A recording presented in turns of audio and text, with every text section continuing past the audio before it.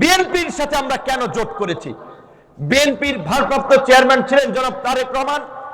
17 বছর দেশের বাইরে নির্বাসিত জীবন যাপন করেছেন, কিন্তু বাংলাদেশের মানুষের গণতন্ত্রের প্রশ্নে, গণতান্ত্রিক অধিকার আদায়ের প্রশ্নে, দেশের স্বাধীনতা সার্বভৌমত্বের প্রশ্নে, ভিনদেশী আধিপত্যবাদের হাত থেকে বাংলাদেশকে মুক্ত করে একটি স্বাধীন সার্বভৌম রাষ্ট্রের প্রতিষ্ঠার প্রশ্নে তিনি আমাদের সাথে একাত্মতা পোষণ করেছিলেন। তাই আমরা তাকে এবং বিএনপিকে নেতৃত্বে রেখে আমরা যুগপৎ আন্দোলন করেছিলাম। সেই সময় বিএনপি ঘোষণা দিয়েছিল যুগপৎ আন্দোলনের মিত্রদেরকে নিয়ে একসাথে নির্বাচন করবে, একসাথে জাতীয় সরকার গঠন করবে। তাই আমরা আন্দোলন সংগ্রাম থেকে আমাদের যে চিন্তা ভাবনার মৌলিকত্ব, বাংলাদেশকে পুনর্গঠন করার জন্য আমরা যে 31 দফা দিয়েছিলাম, আজকে রাষ্ট্র সংস্কার জুলাইয়ের যে জুলাই সনদ, এর অধিকাংশ কথাই কিন্তু ওই 31 দফাতে আছে। সেই 31 দফা শুধু বিএনপি 31 দফা নয়, যুগপৎ আন্দোলনকারী সকল দলের একটি সমন্বিত দলিল। সেই 31 দফার বাস্তবায়ন, জুলাইয়ের আকাঙ্ক্ষার বাস্তবায়নে আমরা ভেবে চিন্তে সবকিছু বিশ্লেষণ করেই আমরা মনে করেছি যে বিএনপির নেতৃত্বে আগামীর সরকার গঠিত হতে হবে এবং সেই সরকারের মাধ্যমে আপনি জানেন গণ অধিকার পরিষদ একটি নিবন্ধিত রাজনৈতিক দল, ট্রাক প্রতীকে নিবন্ধিত একটি রাজনৈতিক দল। জোনায়েদ সাকি গণসংহতি আন্দোলন মাথাল মার্কায় তিনি ব্রাহ্মণবাড়িয়া থেকে নির্বাচন করছেন।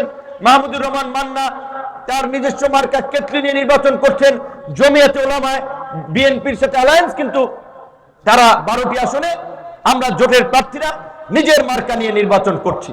তো আমি বিএনপির ভাই এবং বন্ধুদেরকে এই কথা বলতে চাই যে এখানে সজীব ভাই সহ ছাত্র নেতারা বলছিলেন যে তারেক রহমান, আমরা গুলশান অফিসে যাই, বিভিন্ন সময় দেখা সাক্ষাৎ হয়, তার চোখের ভাষা মুখের ভাষা বুঝে আমরা মাঝে মাঝে ব্যথিত হই যে বর্তমানে দলকে কিভাবে শৃঙ্খলে রাখা যায়, দলের বিজয় সুনিশ্চিত করা যায়, সেটি নিয়ে তিনি যেভাবে দিন রাত কাজ করছেন, কর্মীদেরকে নেতাদেরকে ডেকে নিয়ে কথা বলছেন।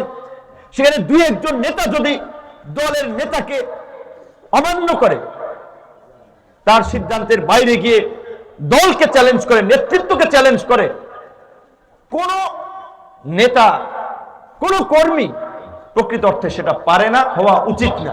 আমরা একটা ছোটখাটো দল করি।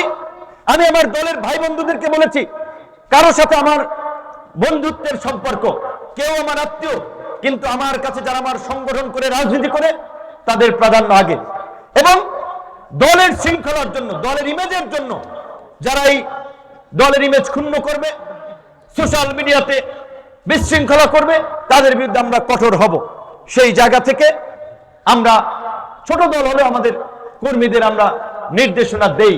তো বড় দল হিসেবে বিএনপির জন্য এই মুহূর্তে দলকে ঐক্যবদ্ধ রাখা একটা বড় চ্যালেঞ্জ।